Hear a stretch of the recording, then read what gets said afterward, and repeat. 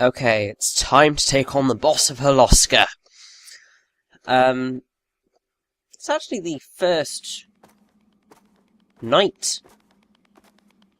Oh no, it's the second night boss, never mind.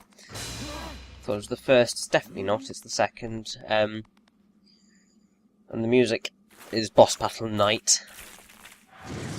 But right here we have the Dark Moray, who looks slightly terrifying, if incredibly neon.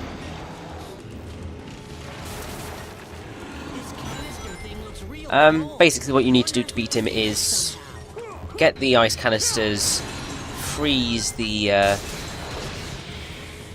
dragon eel things that are sticking their heads out of the bottom level. Once you have defeated them, you can get into the main arena with the Dark Moray and get your chance to beat the hell out of him. Lots of freezing, it can get annoying. Now the miniature eels that you see here are very similar to dark eels that we will meet later on. And it is possible to attack miniature eels without using the canisters, but it's very difficult. Also, I'm not a big fan of this boss, largely because there are three locations on him that you can hit, but you can only hit them so many times. So you've reached the point where all you've got is his head, and getting the hit on that head is difficult. Now, a big question that a lot of people probably had upon seeing this fella was, what the hell is a moray? I know I was like that. I mean, I assumed it's whatever this thing is, but basically moray eels are, well, they're eels.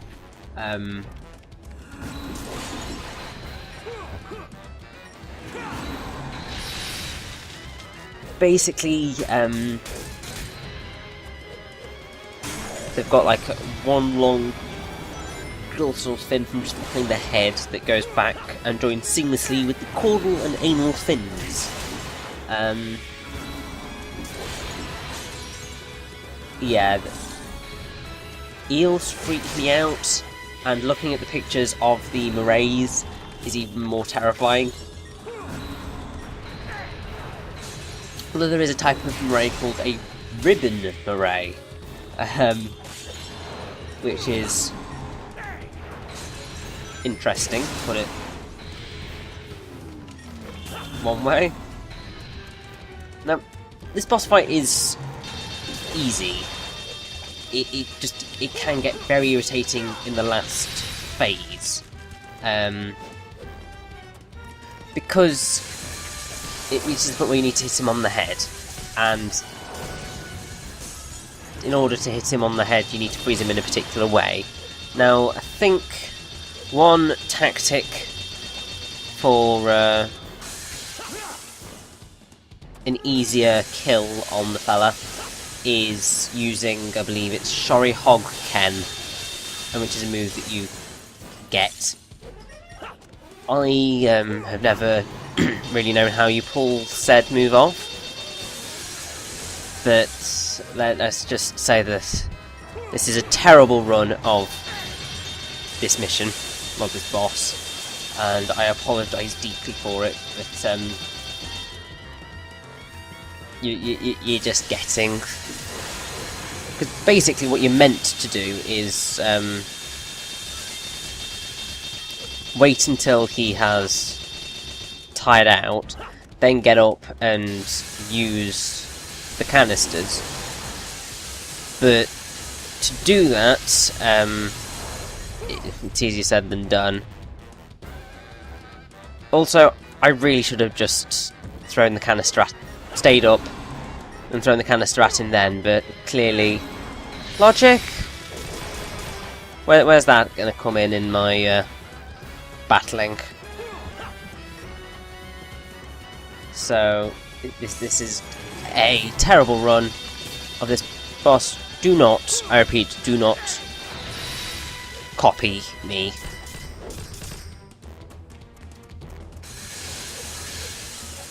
To be perfectly honest, I've kind of completely forgotten how I defeated the damn thing.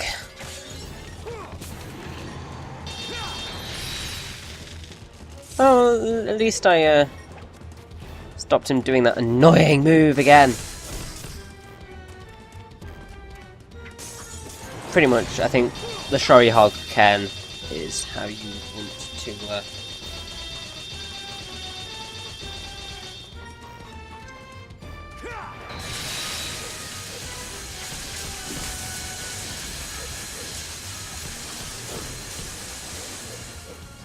I don't quite... trying to figure out how you pull it off, but yeah, it's not kind of coming up. I'm sure I could find it, but don't really want to. Now, you can draw very, very slight comparisons between Dark Moray and Chaos 6 from Sonic Adventure, because in both boss battles, the player throws icy containers at the boss to freeze it, and thereby kill it.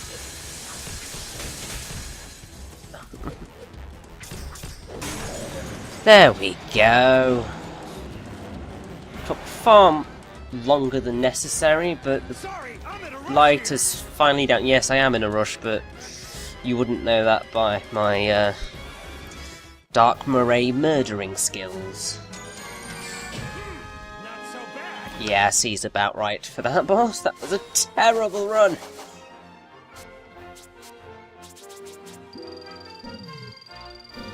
There are people who have done that far, far, far better.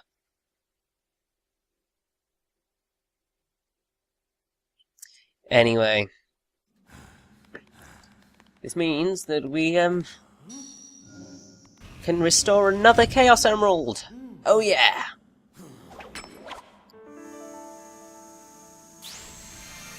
And this time we have the light blue emerald.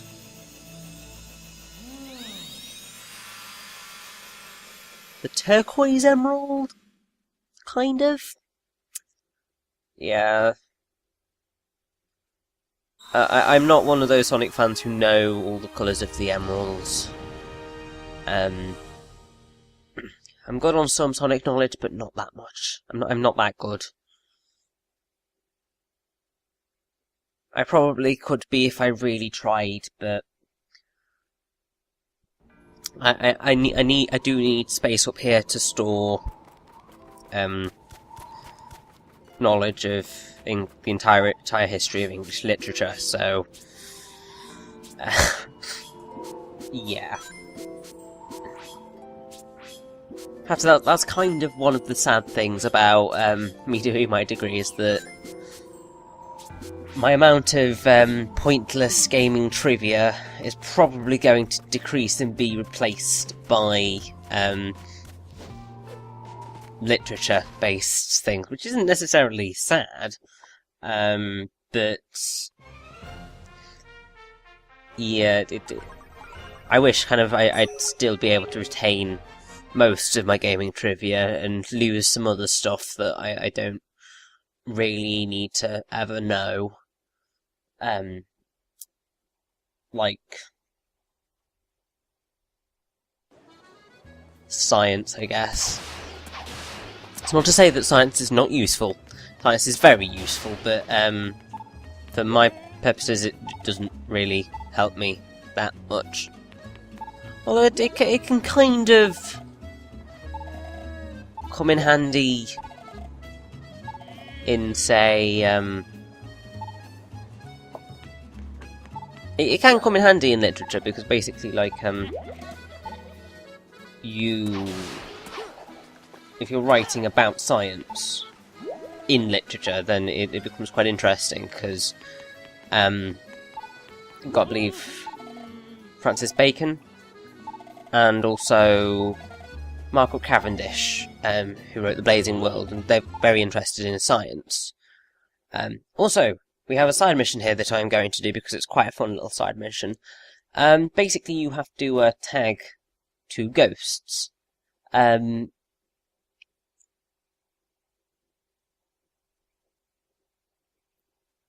Now, initially you might think, oh, that's weird, what are these 2 ghosts doing in the game? But these fellas are actually, the main, well, they are also in Sonic Night of the Werehog. And that's where kind of, well, it's either the Sonic Night of the Werehog was being made and they made them for that and then decided to put them in the game, or they just so happened to be here in the game and the Night of the Werehog decided to embellish the characters. But it's quite awesome because there's 2 missions to do with these ghosts, and once you beat both of them, you get the achievement, I ain't afraid of no ghosts. Brilliant Ghostbusters reference. It's awesome.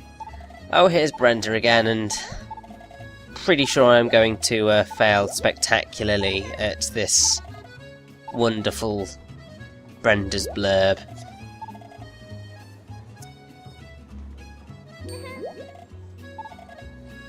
It was blue, okay. It was laser beams. Cucumber sandwiches, yes. I'm actually doing surprisingly well. Aftertoss. 7. Totally 9, but... oh, thank God we did that Brenda's blurb okay. I was slightly worried we were going to fail miserably. Basically because I'm not kind of so interested in doing the side quests, so I'm not bothered about getting them correct.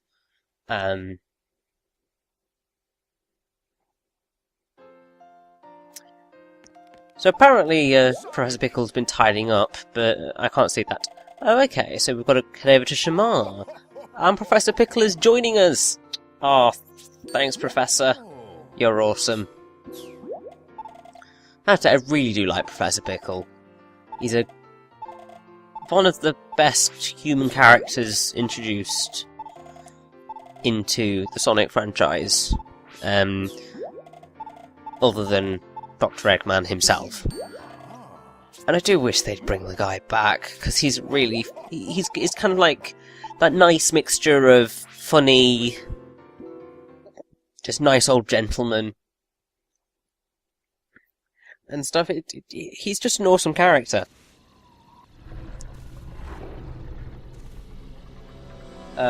Music here is cutscene Project Dark Gaia. Basically, what's happening is that all of the Dark Gaia's minions are kind of meant to be converging on Eggman's facility there. Although then you have things like the evil flowers which cannot move. So I don't quite know how his plans are working. Dark Gaia activation is confirmed on all 7 continents. Electromagnetic homing signals are locked on. All units converging on point 0. That's good. Not for us, but it's good. For Eggman, at least. Gathering Dark Gaia's pieces is such a pain. I'll have them come to me instead. Well, it's a decent plan. An idea worthy of Dr. Eggman. Super genius. Yes.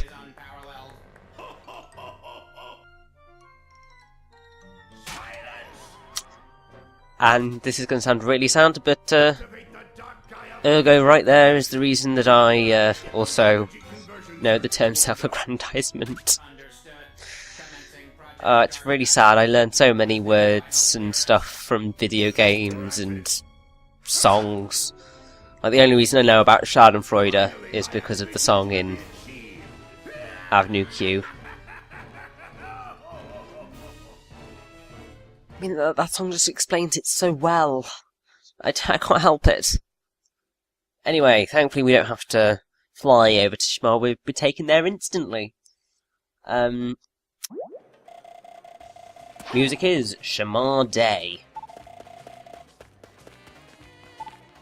Now, Shamar is clearly based in kind of the Middle East with its whole desert theme. The main location it's based on is Petra in Jordan, because of the numerous ruins and the general style of it.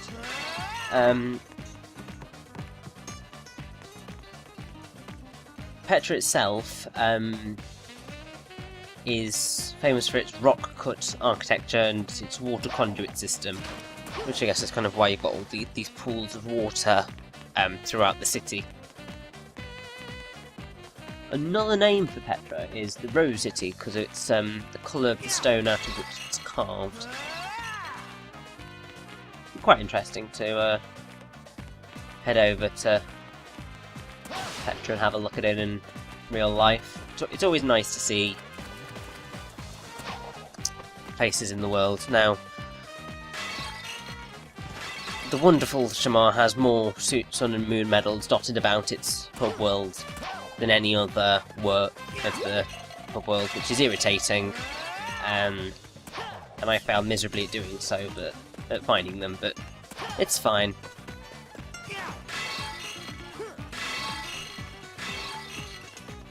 Now, apparently on the walls of Shamar's Gaia Gate, I think this might be specifically the Wii version, although it might be here as well, there's writing which reads in Arabic, "I testify that there is no God but Allah, and Muhammad is his messenger." Obviously, since they're based on Arabian cities, most inhabitants are Muslim, so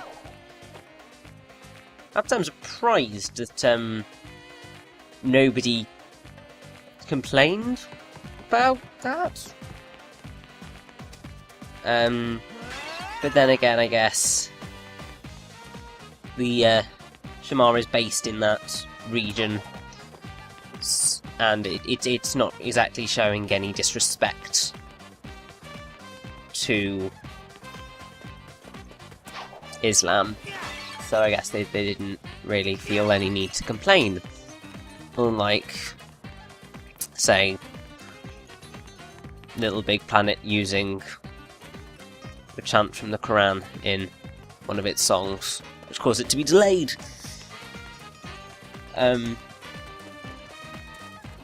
Yeah, I've kind of run out of stuff to talk about Shamar. The day theme's quite nice and chirpy, which I quite like. Also, I failed miserably at finding these medals. It's terrible, really. The main reason sort of that I'm going to this effort to collect the medals whilst when I first arrive in a place generally is because it helps you out in the long run if you kind of keep an eye on getting the medals, because otherwise you will end up kind of not being able to get into the stages. Shamar Day probably being Shamar Day probably being the first instance where you might not have enough medals to get into a stage. There is one coming later on, which is where most people struggle.